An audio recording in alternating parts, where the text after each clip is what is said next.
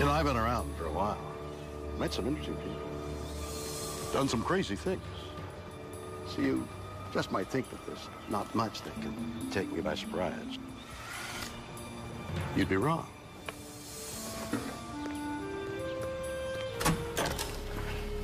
The world is full of stories, science, and things that amaze and confound me. Every single day, incredible mysteries that keep me awake at night. Some I can answer. Others just defy logic. Is the history of the world wrong? In a Mexican cave, a young girl finds a bizarre 900-year-old skeleton. Is it evidence aliens once walked our planet? This is the equivalent of landing on the moon. A Peruvian doctor discovers stone carvings that could rewrite the history of evolution. Did dinosaurs live alongside humans? This is one of archaeology's most baffling enigmas.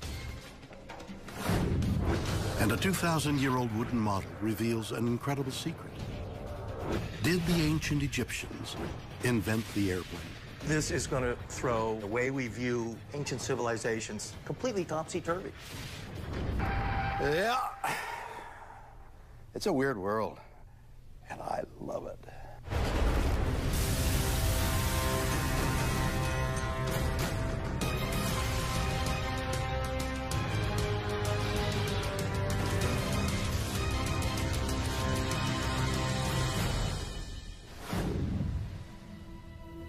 I love books.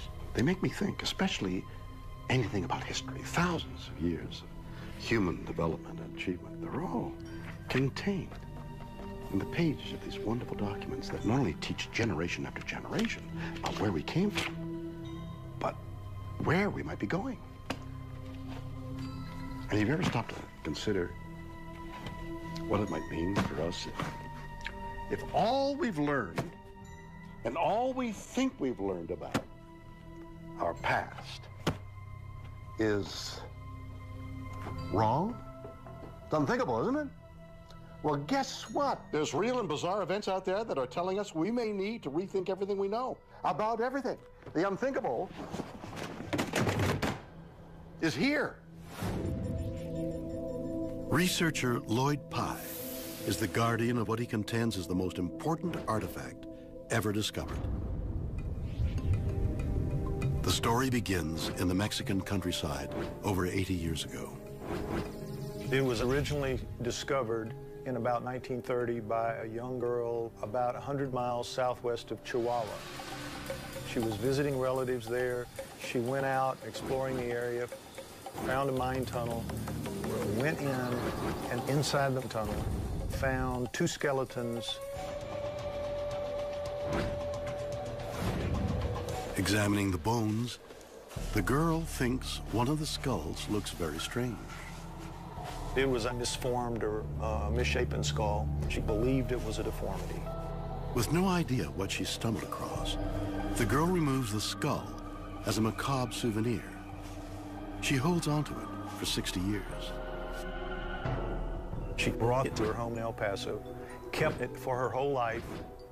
When she found out that she was dying in the early 90s, she asked some friends if they would take it for her. The skull ends up in the care of Melanie Young, a medical professional who immediately makes a shocking discovery. She had seen a lot of deformity, and she said right away, I don't think this is necessarily a deformed human skull. And that's how I got involved. Perplexed, Melanie approaches Lloyd. He's an expert in human skulls. But in his years of studying human development, he's never seen anything like it. When I looked into those eyes, it was like, whoa, this really is something unusual. It's so unusual, it's so bizarre. A moron can see this is not really a human skull. It's something else, but what?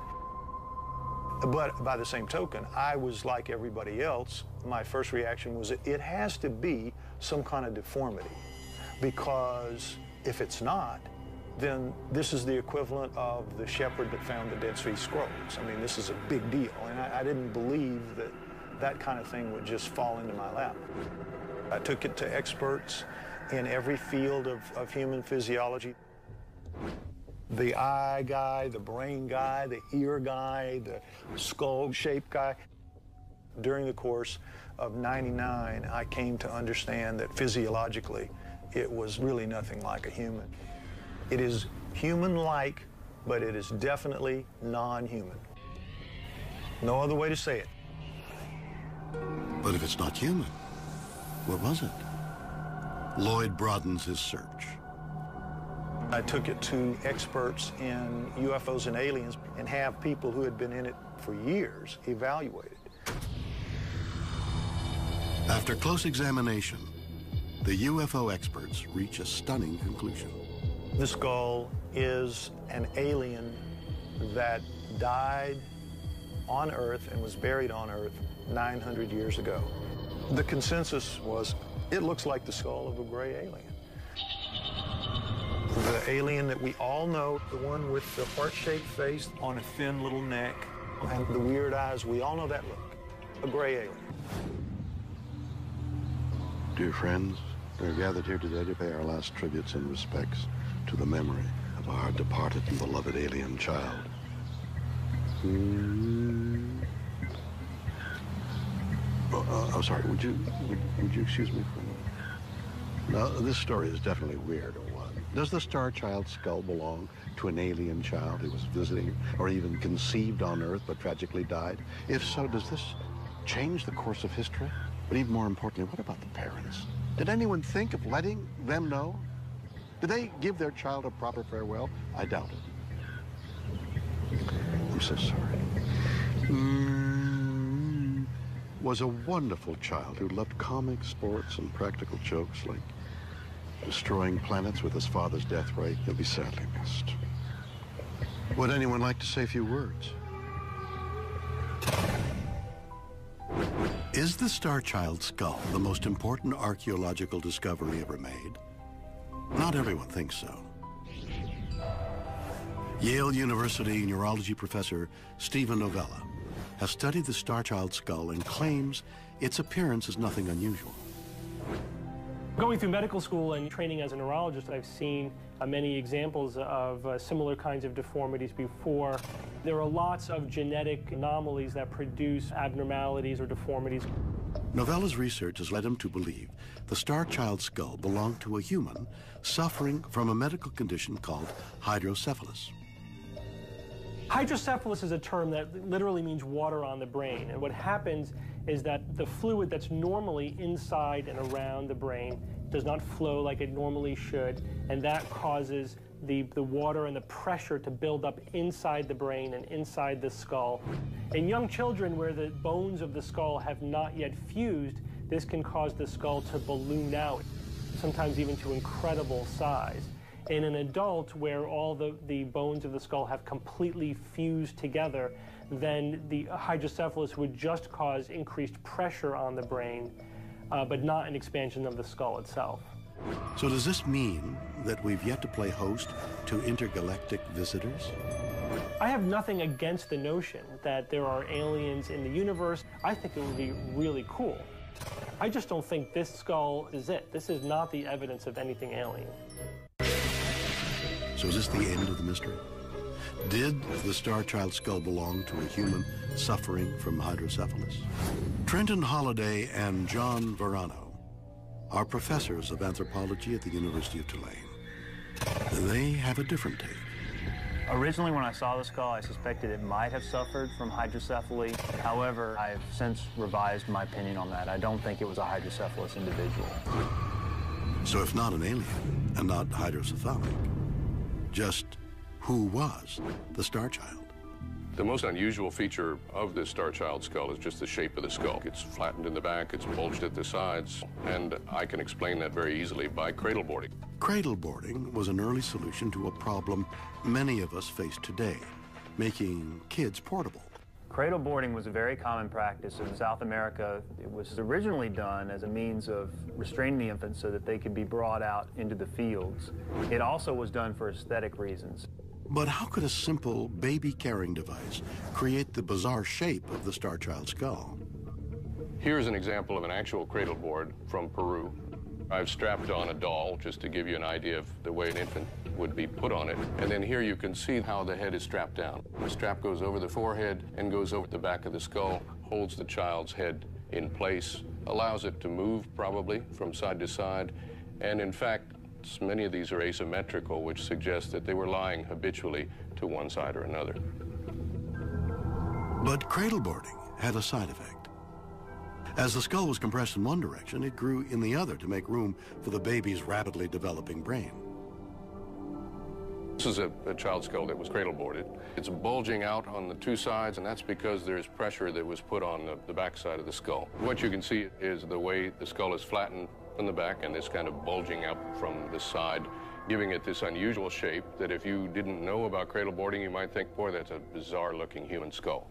When a skull is cradle boarded, a baby's bones are so soft that they flatten. So if you feel this, it's very flat, as flat as the board that it was pressed to. The star child has its natural convolutions to it. So what that means is it was not flattened artificially, it grew this way. Its genes told it to grow. Now, another interesting difference is that a normal human, the crown of the head is round, all the way around. Here, rounded, rounded. If you look at the star child, you see clearly that there is a crease here down the middle. A crease. And that could only occur if the suture, this suture line right here, had been fused in a human, was fused early, and then you could have a shape like this where the brain would grow out and around, and that wouldn't really spread out because the suture line would be prematurely fused. But we CAT scanned the star child and all of its sutures are open. There's no premature fusing. It's very normal. And also, it's very symmetrical. If you look at the whole skull, it's extraordinarily symmetrical. For as strange as it looks, it's more symmetrical than the human skull. It's more symmetrical than my skull or any average person's skull. In fact, one of the hallmarks of beauty, everyone agrees, is that the most symmetrical faces are the most beautiful in people, tend to be. So that too is very different. Now, another aspect of extreme difference between the star child and a human is the thickness of the bone. And we can see that very closely here. You see the difference. It's half or less. The star child's bone is half or less as thick. It weighs half as much. It's very much lighter in the hand than is a human skull. Having dismissed the opinion of traditional science, Lloyd undertook his own research. His findings are astonishing.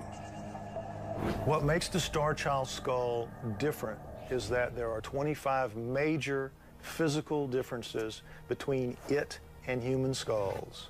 There's not one part of it that's exactly like a human. It is completely different, and what that indicates is that its genes are radically different. But does this mean the star child skull could only be of extraterrestrial origin? In 2003, DNA technology allowed Pi to put his theory to the test.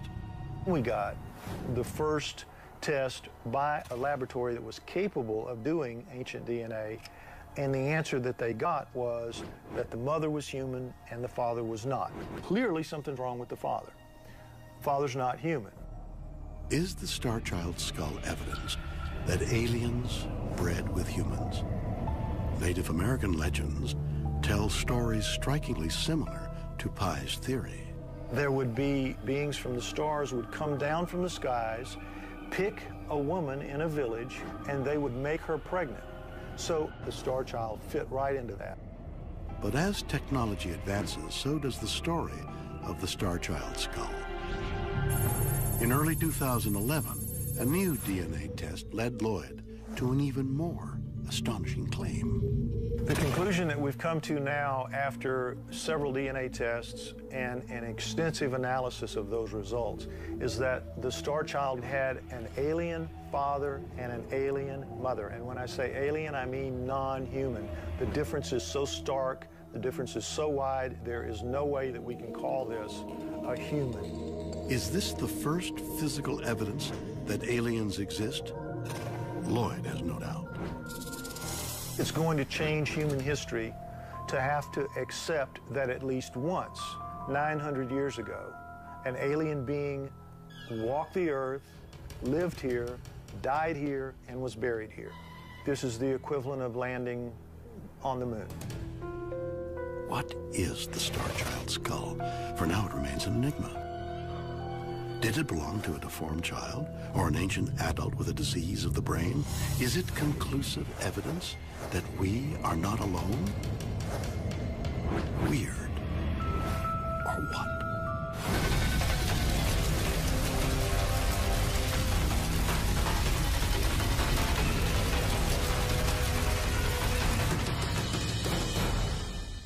You know, I've always had a fascination with the relics of the ancient past. And I'm not just talking about the Beatles or the Rolling Stones or Leonard Nimoy. No.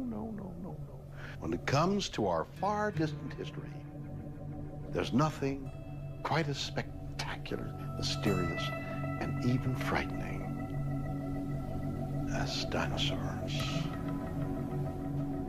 Surely the king of all creatures, real-life monsters that dominated the planet until something wiped them out, long before man even evolved. What a pity that we only find them now in museums or as cute toys.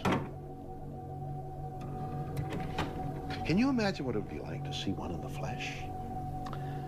Well, maybe we already have.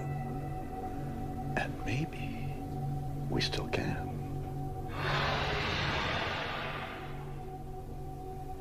Weird. Or what? Adventurer Dennis Swift travels the world in search of ancient artifacts, but nothing he's found compares to a discovery made in Ica, Peru, by a man named Javier Cabrera.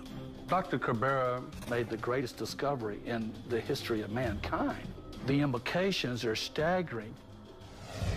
It began innocently enough at a birthday party in 1966. It was Dr. Cabrera's 42nd birthday. One of the doctor's oldest friends brings him a special gift. Dr. Cabrera was given a stone. It was found in some official archaeological excavations. The stone was carved by an ancient Peruvian tribe. His friend thinks it's a trinket, but the doctor makes a discovery that sets his heart racing. Etched into the stone is an image that defies explanation. He recognized it to be a species of fish that went extinct 150 million years ago. Now, how do you explain that?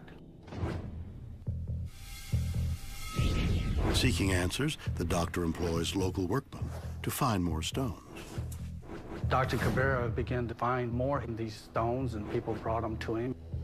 The more he delved into it, the more it consumed his life. As more and more stones arrive, Dr. Cabrera realizes they feature other images that just shouldn't have been there. Some of the stones seem to be depicting impossible scenes, things that would cause the textbooks to be rewritten. What had the doctor found?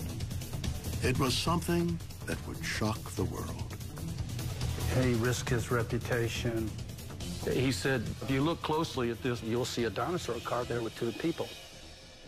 It's an astonishing moment, but how could it be? Dinosaur fossils weren't identified until 1824. How could an ancient people have known about them 1,000 years ago? Finding artifacts and information that showed that these people had knowledge of dinosaurs that predated our knowledge was truly amazing. But could it be proved? After comparing the etchings on over 400 stones to real fossils, he discovered the depictions were accurate. The Peruvian artists must have known what dinosaurs looked like. Now, not only is that astonishing, it began to say to him, they saw living, breathing dinosaurs. This is one of archaeology's most baffling enigmas. Did the dinosaurs live millions of years longer than we thought they did? I've studied the Ica stones for well over 20 years. I believe they are very substantial, strong evidence that dinosaurs and man lived together. Current scientific belief is that the dinosaurs were wiped out by an asteroid 66 million years ago. 59 million years before early man even existed. Swift, however, believes there's evidence to the contrary. In the cultures around the world, they talk about encountering these animals of giant size, and they fit the description of what we would call a dinosaur. Of course, dinosaur was not coined until 1841 by Sir Edward Owen. It's a compound Greek word that means terrible lizard or frightfully fearful lizard. If you read the science books of the 1300s, 1400s, and 1500s, when they talk about dragons, they resemble very much what we would describe as a dinosaur. Could some dinosaurs have survived extinction? Did they walk among ancient Peruvians? For Swift, the artifact's uncannily accurate proportions don't lie. Here's a Styracosaurus on the stone. Does it have dermal spines? Yeah. Does the tail sticking out when it's walking? Yes. Does it have 3 toes? Yes. All right, so it's a dinosaur. But if Swift is right, there's an even bigger question. If dinosaurs walked the Earth with humans only a relatively short time ago, then what happened to them? And where are they? I believe that they existed from a few thousand years ago to maybe 500 years ago, and there's a possibility that there could be a handful left. There was a Frenchman in 1967, I believe, even took photographs of a footprint. It's 3-toed, it's huge, and it has a claw on the back. Only a dinosaur had that kind of a footprint. So, yeah, dinosaurs could be out there. Oh, boy, this is incredible. I mean, that guy thinks that dinosaurs are still roaming the Earth. Wow. Let's think about what that means. There's not a lot of room left on the planet, so they're going to have to share our neighborhoods, right? Maybe we could have one as a pet. Can you imagine keeping one in your backyard? I think not. Has somebody got a pooper scooper? Big one. Did man and dinosaur coexist? Should we rip up our history books? Ancient Peruvian stone carvings pose a shocking question. Did our ancient ancestors walk alongside dinosaurs? Archaeologist Ken Feder doesn't think so. I think that people actually watch the Flintstones and think it's reality programming. It's not, it's a cartoon, folks. Fred did not have a pet dinosaur. That really didn't happen. But how can Feder be sure humans never saw dinosaurs? He points to the tens of thousands of fossils collected worldwide, which confirm they died out 66 million years ago. We have a whole lot of evidence that dinosaurs died off long before there were people. And the fact that we have a bunch of stones with carvings and people writing around on dinosaurs is not strong evidence at all. But if ancient Peruvians didn't see dinosaurs, how do we explain the Ica stones? They're fakes, they're hoaxes. The story of the Ica stones, from start to finish, mirrors the stories of lots of other archaeological hoaxes. They start small. Once it becomes clear that there's a guy willing to buy some stones, suddenly we have thousands of these things, and the actual stones themselves become more and more elaborate. Rather than finding them in caves, could the Peruvian peasants simply have made the stones themselves? There's only one way to find out. Art student Justine McGrath has been asked to test Feder's theory that the stones are merely fakes. She's going to attempt to replicate the stones using basic tools. So I begin by just copying out the image. It's a very simple line drawing. The drawing complete, Justine begins carving. She uses a power tool for speed, though the etching could easily be done by hand. Although the pattern is complete, the stone doesn't have an ancient look. Justine has an inexpensive solution.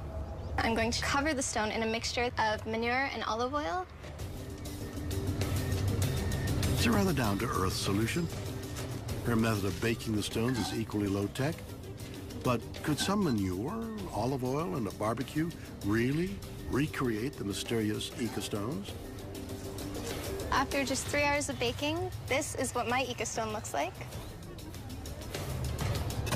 For Feder, the results of this experiment are decisive. We have two possible explanations in science, one that requires overturning everything we know, and one that simply requires that people are trying to make a buck by hoaxing. So it's a lot easier for me to accept the possibility that people are making fakes than to completely rewrite everything we know about geology, biology, and so on. Is this the end of the mystery? Are the Ica stones just fakes? Author Andy Lloyd is not so sure. They weren't just created in someone's shed in the back garden 20 years ago. Some scientific work that's been done on them appears to indicate that there is a degree of oxidation over the engravings, which would indicate that they're of some antiquity. So, if the stones really are ancient, that proves that the images they depict must have happened, right? Well, not necessarily. I don't think that's very, very likely that man and dinosaur could have shared the Earth at any time. However, that's not to say that there isn't something rather wonderful about the Ica stones in this regard. And one of the ideas that I've put forward is that the makers of the Ica stones, the artists from ancient Peru who created them, may have received knowledge about dinosaurs from ancient civilizations whose own understanding of the dinosaurs was as good as ours. Civilizations stretching back to ancient Greece unearthed dinosaur remains. They thought they were the bones of giants. But what if some ancient civilization did know what they were? Who could have done such a thing? Atlantis is an excellent candidate because the discussions and descriptions of Atlantis show that it was a very technologically advanced civilization for its time. The lost city of Atlantis, an advanced ancient civilization that is said to have flourished around the time of the Ice Age before falling into the ocean. Could Atlanteans have discovered dinosaurs? We can speculate that the Atlanteans had a very good understanding of natural history because their ability with science and technology was evidently quite far advanced. They would have probably dug up dinosaur bones during their mining expeditions and pieced together a dinosaur in the same way that we did. You know, I like to think of myself as a bit of an adventurer, sort of an Indiana Jones, if you like. You see, I've been all over the world and collected some amazing relics. Wrong relic. Of course, some are more amazing than others. And some make you wonder what they might say if they could talk. Can you imagine finding something that could truly change the world? Well, here it is. Saqqara, Egypt. In one of the country's oldest burial grounds, French archaeologists begin to unearth the burial tomb of the 3rd century BC official, Paddy Ayman. Among the artifacts recovered is what looks to be a model of a bird. It's cataloged and stored at the Cairo Museum for over 70 years. But no one could predict the shockwaves Special Register 6347 would soon make.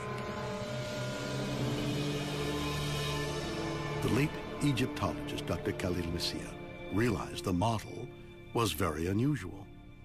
It leads him to a breathtaking conclusion. Dr. Messiah had found evidence of what appears to be a glider or an airplane, something that the ancient Egyptians supposedly didn't have. Author David Childress thinks that Dr. Messiah has much to teach historians and the world. To me, the research of Dr. Khalil Messiah is very important because here we have a mainstream Egyptologist finding an artifact that we know is authentic, coming from over 2,000 years ago, a model, a very miniature model of an airplane, much like the early airplanes that were built in America and around the world at the turn of the century. Could the artifact be a model of an ancient flying machine? It's a stunning revelation. Our histories tell us the first powered human flight was in 1903. If Dr. Messiah is correct, the ancient Egyptians may have beaten the Wright brothers by over 2,000 years.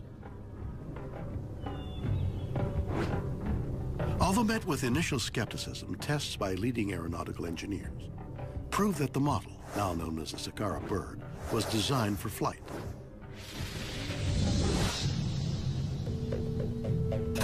Did the ancient Egyptians experiment with flight? Is the artifact the model of a full-size glider or plane? It's very important that we find artifacts like the Saqqara bird and other strange artifacts from these ancient cultures, because it really helps us place their legends and myths in contexts, such as flight. Is the Saqqara bird proof that the ancient Egyptians had technology 2,000 years ahead of its time? And if they did, how did they get it? This is going to throw Egyptology and the way we view ancient civilizations completely topsy-turvy.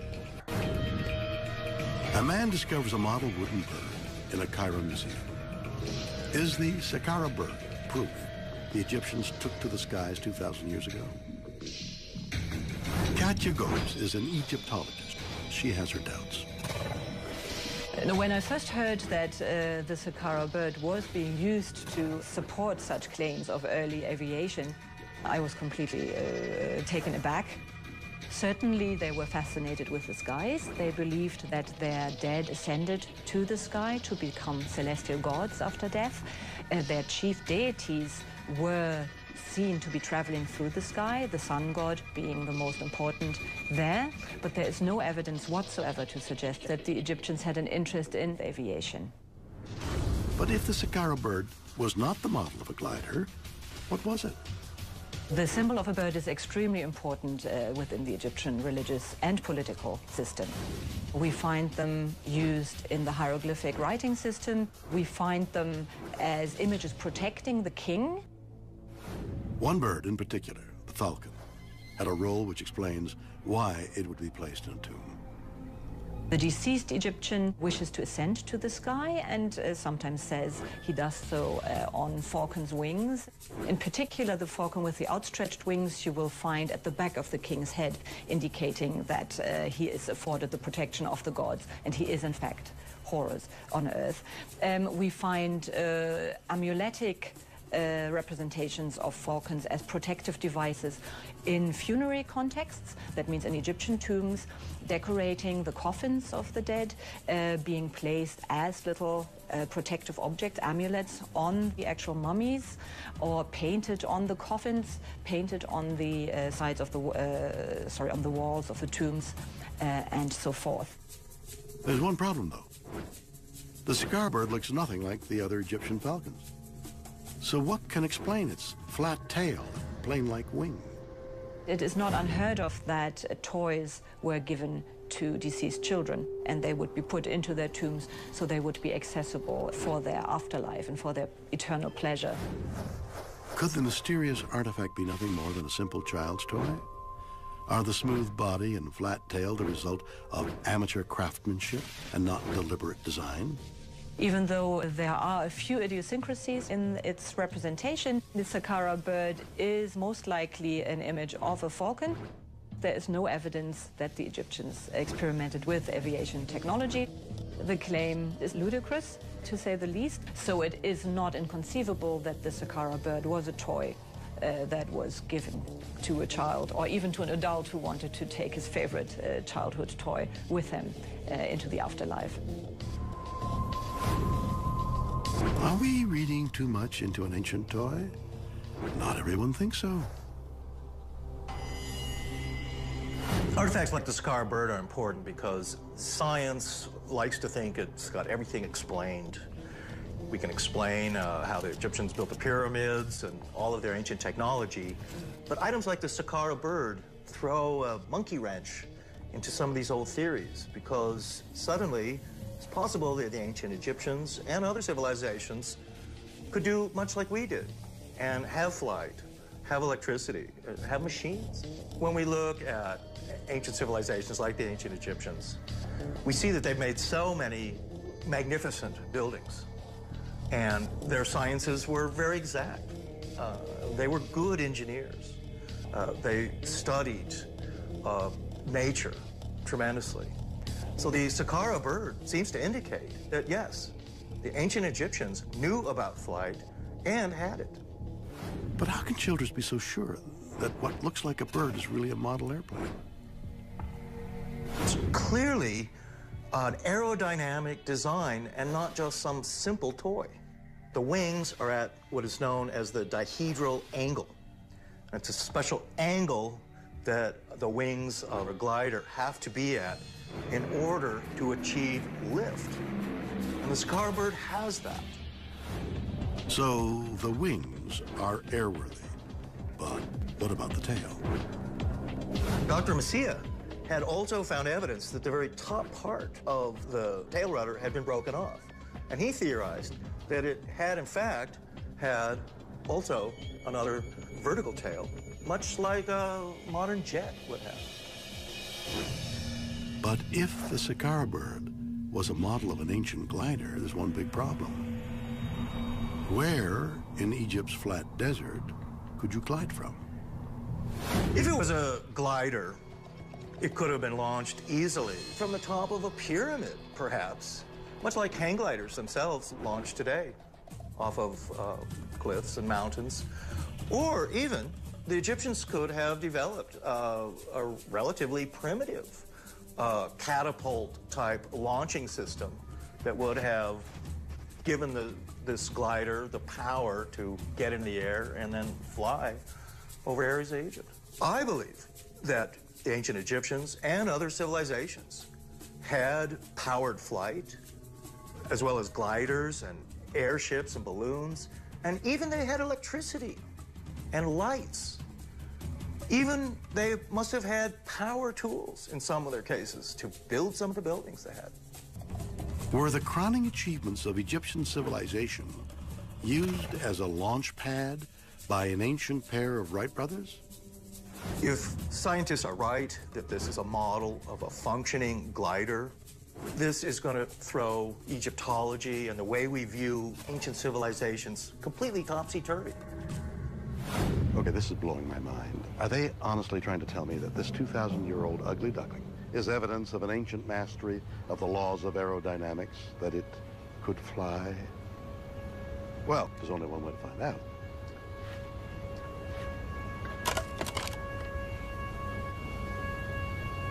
Anybody got any clue?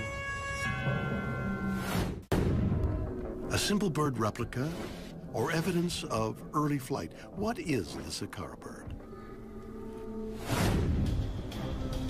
Martin Gregory designs gliders. He thinks he knows the answer. When I first heard the Scarbird was the model for a full-size airplane, I was skeptical to say the least. I knew for a start that the ancient Egyptians didn't have anything that could be used as an engine to power an airplane, and that gives you the clue, because Egypt's pretty flat, and you're going to need some way of getting the airplane into the air, and you also, if you're going to use it for carrying cargo, going to need something to power it so it can travel a useful distance. I decided the only way I could find out if the Scarbird could have been a flying model was to build one myself. Using the exact dimensions of the ancient artifact, Gregory constructs an identical replica. He'll launch it with a device used to test scale glider models. I'm just about to launch the Scarbird in its original form as it came out of the pyramid with no tailplane.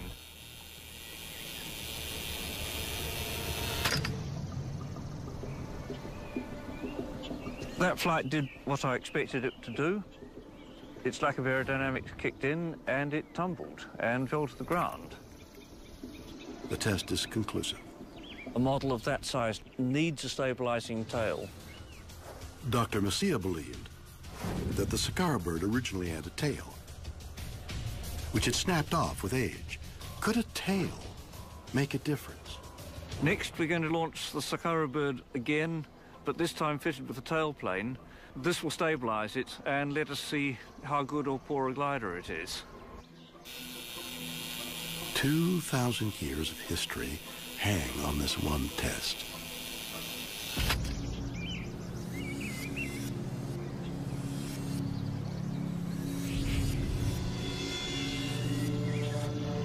It travels further, but not much. The end results are the same.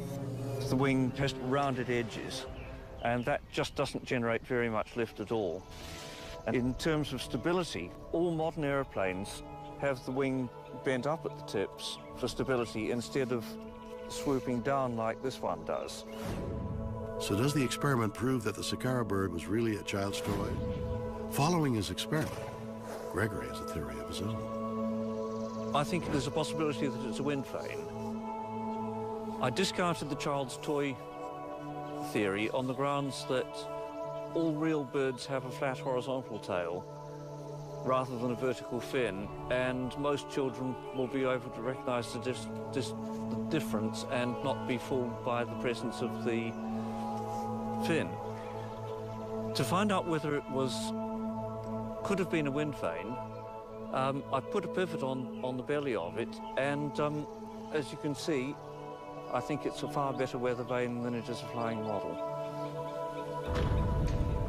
So, is the answer to a 2,000-year-old mystery really blowing in the wind? Was the Sakara bird simply an ancient plaything? Or could it be evidence of mankind's first attempt at flight? We may never know. Weird or what?